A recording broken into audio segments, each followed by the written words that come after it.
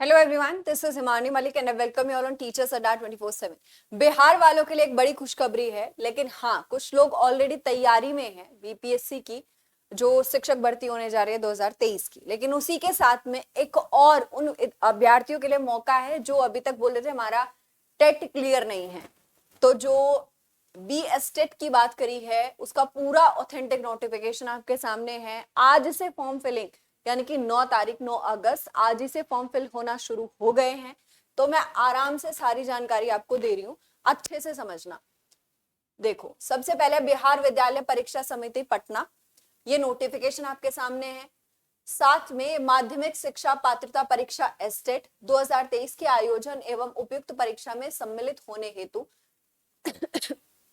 आवेदन पत्र भरे जाने के संबंध में इच्छुक अभ्यर्थियों के लिए आवश्यक सूचनाएं है ये।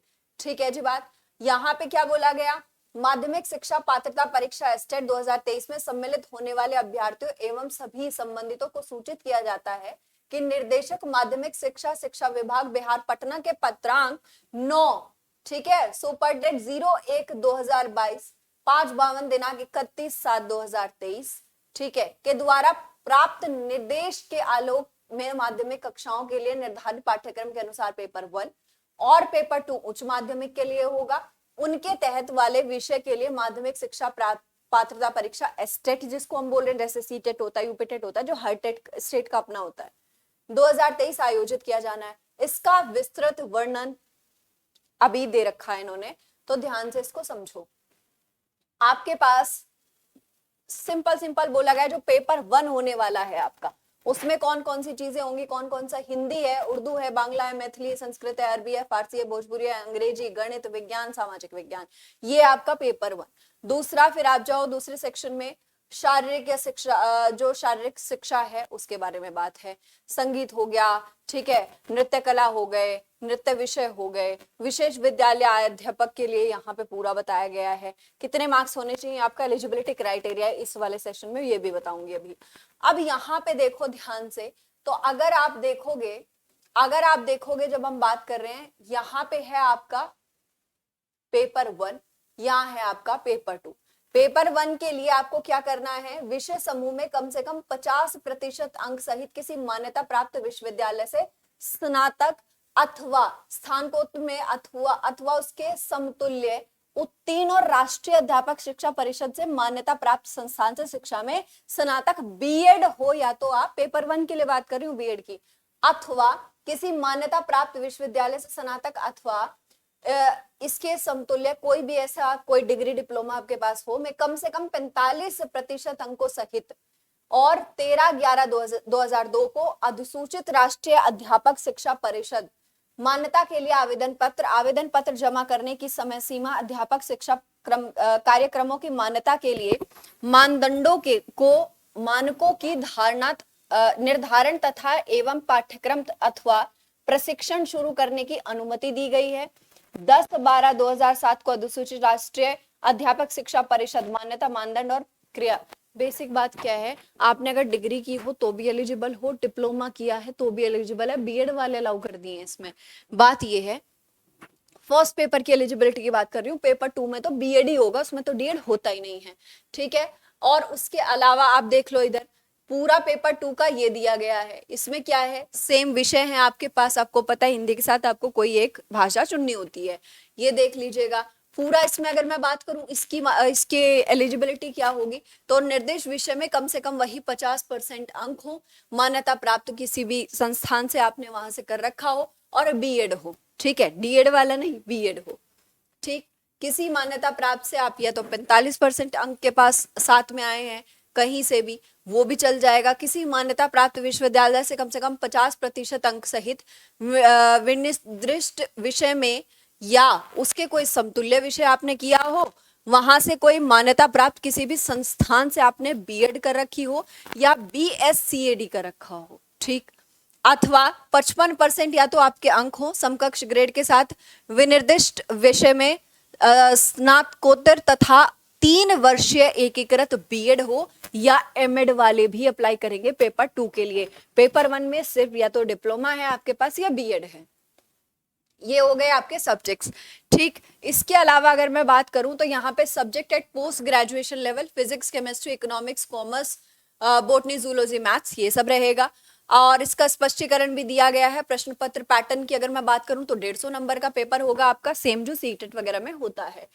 माध्यमिक शिक्षा पात्रता परीक्षा में पूछे जाने वाले 100 अंक निर्दिष्ट विषय वस्तु से होंगे और तथा 50 अंक शिक्षण कला और अन्य दक्षताओं पर आधारित होंगे। अब ये बात क्लियर होगी। 100 नॉर्मल जो आपके सब्जेक्ट बोले गए, 50 आपको बोल दिया शिक्षा कला से होंगे और दक्षताओं से होंगे, उसका डिटेल सिलेबस आएगा। अब अगर मैं बात करूं यहाँ पे उम्र तथा सीमा में क्या छूट है। अगर आप अनारक्षित पुरुष हैं यानी कि मेल हैं तो 37 वर्ष होगी आपकी अधिकतम आयु। अगर आप अनारक्षित महिला हैं तो 40 वर्ष होगी। पिछड़ा वर्ग पुरुष हैं या महिला हैं तो भी 40 है। अति पिछड़ा वर्ग पुरुष या महिला, मेल फीमेल दोनों के लिए 40 है। अनुसूचित जाति पुरुष हो या महिला हो 42 होगी, और पुरुष और महिला जो अनुजनजाति होगी वो होगी आपकी 42 है, दोनों में, चाहे मेल हो चाहे फीमेल हो। ठीक है बात। इसके अलावा जो इंपॉर्टेंट और जानकारी है आपके लिए, प्रमाण पत्रों को अपलोड करना आपको सारा दिया गया है कि भाई मैट्रिक का प्रमाण पत्र 10वीं का आपके पास होना चाहिए, 12th का इंटर का आपके पास होना चाहिए, स्नातक का प्रमाण पत्र और अंक पत्र आपके पास होना चाहिए, या स्नातकोत्तर का प्रमाण पत्र और अंक पत्र होना चाहिए, बीएड का प्रमाण पत्र अंक पत्र होना चाहिए। अन्य शैक्षणिक योग्यताएं यदि हो वो भी लगा सकते हो। सक्षम प्राधिकार द्वारा निर्गत आवासीय प्रमाण पत्र जो होता है वो भी आपके पास होना चाहिए। अगर आप अनुसूचित जाति से हैं तो उसका एक सर्टिफिकेट होता है वो आपके पास होना चाहिए। कोई पिछड़ा वर्ग है तो उसका भी सर्टिफिकेट आपके पास होना चाहिए। ऐसा नहीं है कि बस आप सीधा वहां जाके भर देंगे कि हम तो ओबीसी हैं, SC ST हैं, ऐसा कुछ भी। ठीक है, अगर आप दिव्यांग कैटेगरी से आते हैं तो भी आपका एक प्रमाण पत्र होता है, वो आपके पास होना चाहिए। ठीक है, कैसे कैसे होगा, व्यू बटन को क्लिक करके सारी जानकारी आपको इसमें पूरे तरीके से मिल जाएगी। फिर अगर मैं बात करूं वेबसाइट की तो BSEBSTET.com पर क्लिक करके आप सारे का सारा यहाँ पे फॉर्म फिलिंग का प्रोसेस कर सकते हैं। ऑनलाइन के अलावा किसी भी अन्य माध्यम से ये स्वीकार नहीं होगा, यानी कि ऑनलाइन आपको फॉर्म डालने हैं। ठीक, और साथ में आपका इसके अलावा और कोई ऐसी जानकारी नहीं है जो आपके लिए अभी काम की हो। ये मैंने पूरा का पूरा ही आपको बता दिया। पासपोर्ट साइज, हस्ताक्षर यानी कि सिग्नेचर जो आपका होता है, एक पासपोर्ट साइज लेके बैठना है जब फॉर्म फिल करोगे। ठीक, और परीक्षा शुल्क का जो भुगतान होगा वो भी आपको गेटवे खुल जाएगा, उसी से पेमेंट करना होगा। ठीक है, और इसके अलावा और इसमें कुछ ऐसा नहीं है कि और जो चीजें आपको, CBT आपको पता है कंप्यूटर बेस्ड आयोजित माध्यमिक शिक्षक पात्रता परीक्षा, ये होगी 150 मिनट की होगी, 2.5 घंटे आपको मिलने वाले हैं। 150 मिनट 2.5 घंटे का मतलब होता है 1 मिनट पे 1 क्वेश्चन मिलेगा। तो ये टेट वालों के लिए है जितने लोग परेशान थे।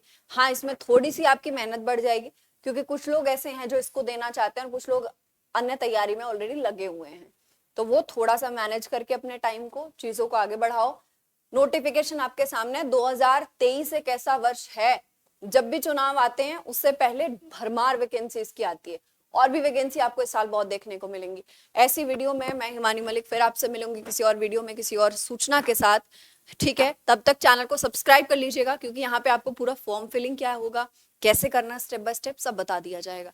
ठीक है, और जो मेरी किसी भी टेट एग्जाम के लिए क्लास चलती है CDP की, वो चलती है रात 10 बजे इसी चैनल पर।